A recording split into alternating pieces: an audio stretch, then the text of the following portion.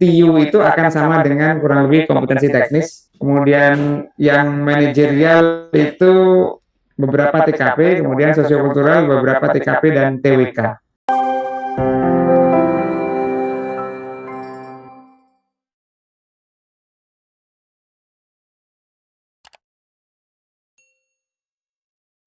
Kompetensi teknis, manajerial, sosiokultural, dan wawancara.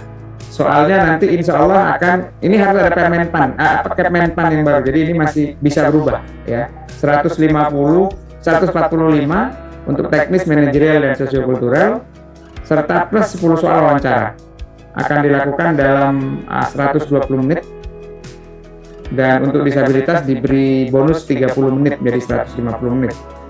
Dan di masa pandemi, sesinya akan, kalau memakai KBKN ada hanya 3 sesi dengan jangka waktu seperti yang disebutkan di atas.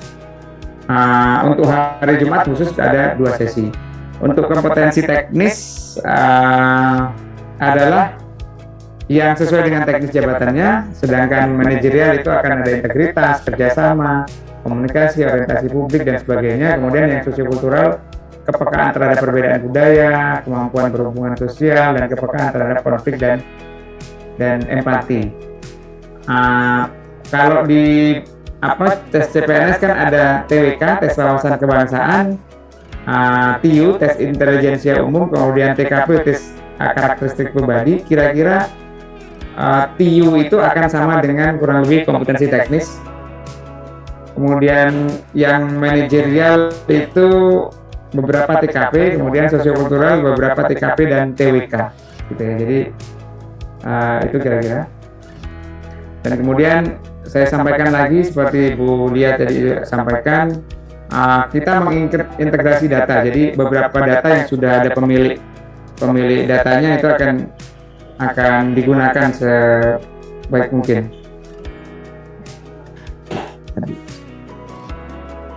Oke, kemudian, khusus seleksi masa pandemi ini yang menjadi perhatian khusus memang, karena ada varian-varian baru yang memungkinkan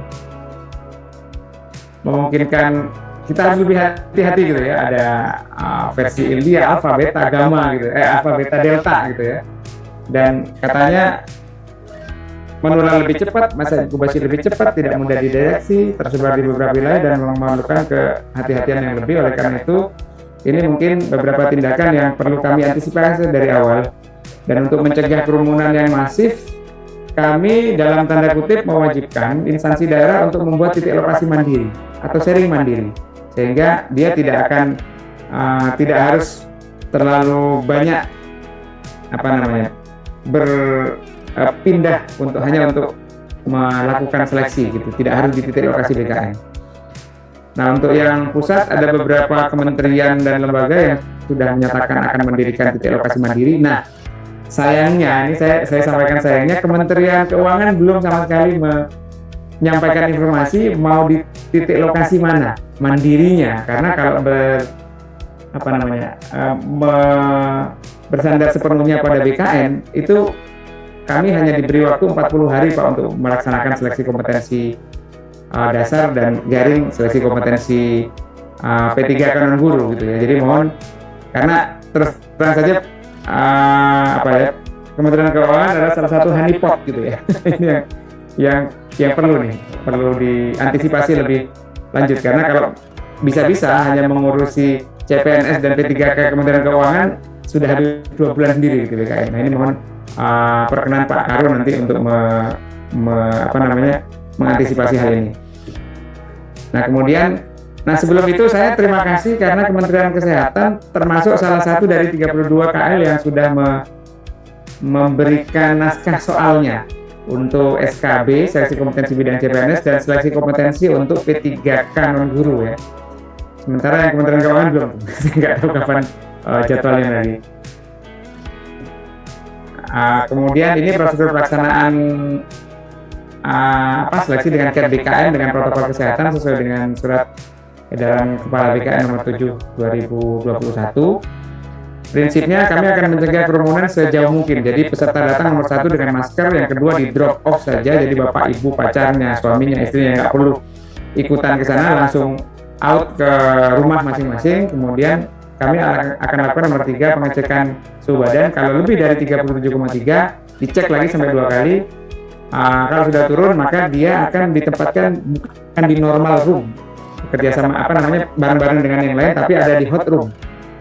Nah, untuk di titik lokasi kami akan mewajibkan bagi BKN dan titik lokasi mandiri untuk menyediakan 3 jenis ruangan. Pertama, normal room untuk mereka yang tidak sakit dan sehat, gitu ya, tidak menunjukkan gejala-gejala apapun, suhu di bawah 37,3. Kemudian yang kedua, hot room bagi mereka yang tetap setelah 2 kali pemeriksaan suhu badan tetap di 37,3 tetapi negatif COVID gitu ya.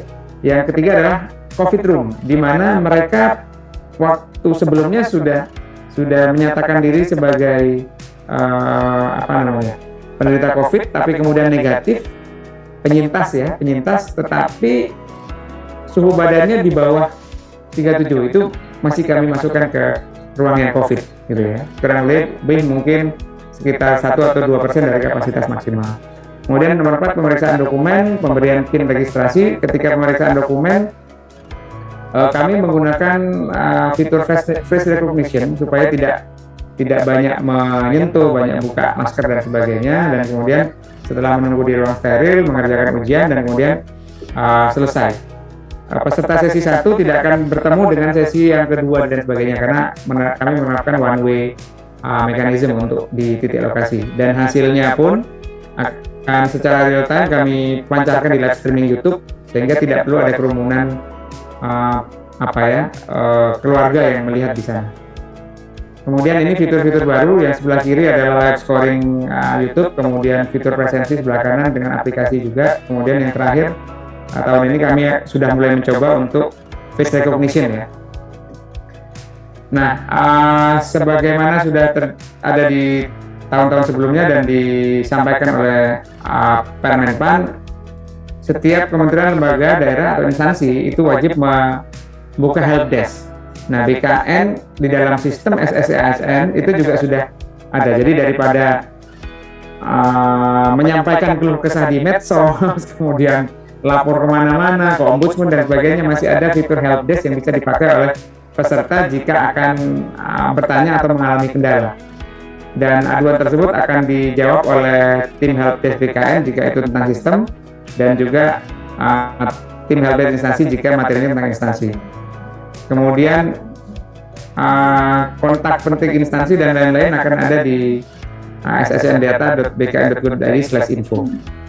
Saya kira itu sementara Mbak Ayu yang saya sampaikan. Terima kasih. Mohon maaf kalau ada kekurangan. Assalamualaikum warahmatullahi wabarakatuh.